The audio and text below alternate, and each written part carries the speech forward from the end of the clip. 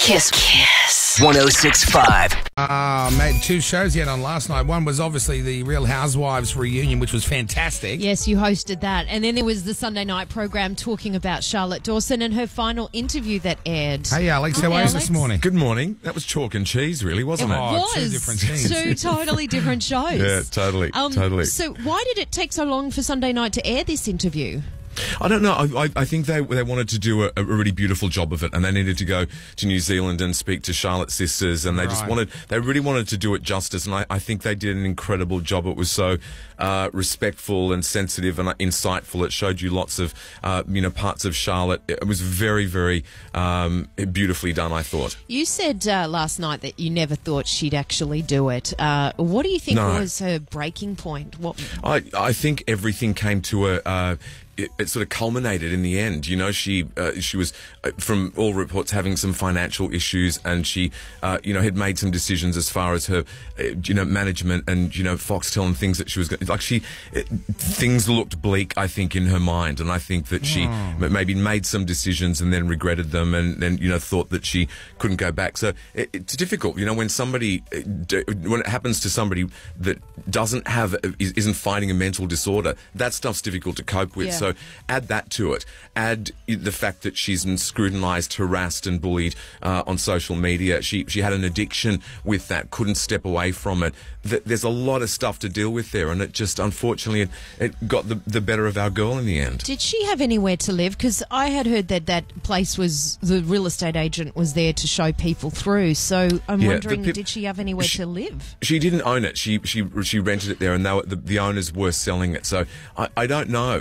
I spoke to her a couple of weeks before she died, and I knew that the apartment was going to be sold, but I didn't think that she would have to move out of there immediately. So she would have, and it's somebody would have put their hand up, and she wouldn't have been on the street. There's no way we would have let that happen. Yeah, and during the interview, you said that Scott Miller was one of the most destructive people in her life. I think so. Right. From what Charlotte had spoken to me about, it was a crushing part of her life. That the things that happened there were, I don't think she ever really fully recovered from that, from the infidelity, from the fact that, she, aborted a child because it was not good for his career. And I think, she told me straight that it was straight after she did it, she regretted it intensely. And it's hard, that sort of stuff's hard, and I think you get through it, but as you get older, maybe it started to play on her mind. I mean, I'm just supposing, but I imagine that's what happens. You start to think of those choices and say, I could have had a child, I could have had, something else. My memory of her, which is going to be the most fond memory of her, and we had our ups and downs over the years, and she's very out there chick. But she loved you because I loved the two her of you well. were like two peas in a pod, Yeah. really. Exactly. The thing I knew she was struggling with stuff, and I knew she was struggling with those online bullying people. Yeah. Filth. I just can't stand them. And she even, my girlfriend went through it as well, and that's where they connected over that, and they were talking about, and she was just such a positive, everything she said, I was thinking, yes, this is just what my girl needs to hear. But then that was Charlotte fighting. Yeah, but she couldn't take it on board for herself, but she was giving such great advice to other people. Look, I had that conversation hundreds of times. Step away.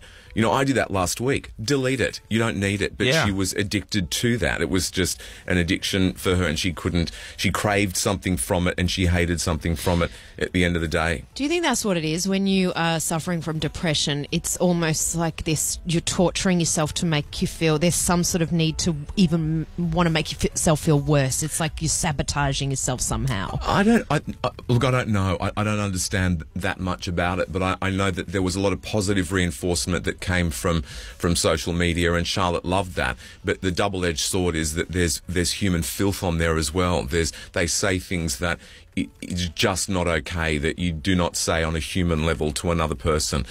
So whilst she got a lot of support and love from it, there was, really, really awful, filthy stuff from those faceless trolls like filth. Will you go back on Twitter? No, again? never. No. I said that to Carl Stefanovic the other week. He said, "We'll have this conversation." I said, "We can have this conversation in a year's time. I don't need that in my life." You know, it is if for kids who are being bullied on any form of social media, if it's Facebook where young girls are attacking one another at school, and just scroll down, delete it. It's gone. No one has access to you. They can't send you a filthy message. Just live your life. It is, you do not live on Twitter. The young people, though, that they, you know, it's a big part of their life, and if they delete it, then they almost feel like, you know, you're out of the clique. I say ban them then. Though. Ban those users if you don't want to shut it down. It can be done. It absolutely can be done. You do that, but you know, when you open it, you see it. Like, once you've seen it, you've seen it. Yeah, and yes, that's with true. Look, I've got a thick skin. I just, you know, I mean, I go them and then I block them, and then I thought, what am I even doing this? I'm living a really great life. I do not need a Twitter life. I don't. Right. I've got a new Harper's Bazaar cover this week. I think I'm pretty fabulous. Like, I don't need some Twitter troll to tell me that I'm a freaking idiot because I wear my sunglasses on my head. Why do they have a go at you about what was their problem with you that made you shut it down? No, they had a go at me about the Housewives. That I was a host. I thought I did a really good job. I think you did an excellent job. And I was just, you know, I was impartial in that. But then they said you're complicit in the bullying, and it's like, at the end of the day, I don't think any bullying goes on in that show. I think it's like 6 privileged women who are just bitching about one another. Yeah. You're taking away what the real meaning of that word is. Housewives are not bullying. No, it's just bitching.